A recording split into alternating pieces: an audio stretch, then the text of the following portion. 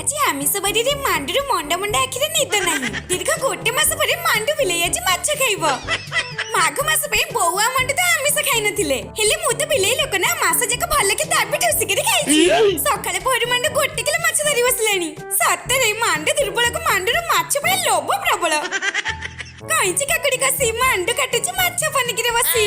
মাত্র আম নিরীহ জিয়া মান্ডুর বাহুবলী সমান হাতରୁ মাছ ଛିଡ଼େଇବାରେ ପୁରା ଅସମର୍ଥ।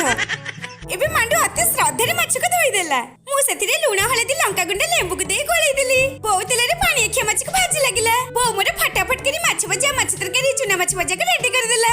ଏବେ ମୁଁ ଚାଲିଲି ପାଣି ଆଖିଆ ମାଛ ଚୁକୁଚୁକା କରିବାକୁ।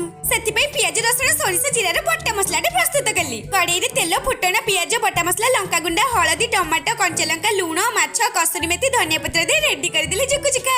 ମାଣ୍ଡୁ ବିଲେଇ ତ ମାଛ ବାସ୍ନାରେ ଖୁସି ମନରେ ନାଚିଲା। ଶେଷରେ ପୁରା ପରିବାର ଖୁସି ମନରେ ଏକାଠି ବସି ଖାଇଲୁ।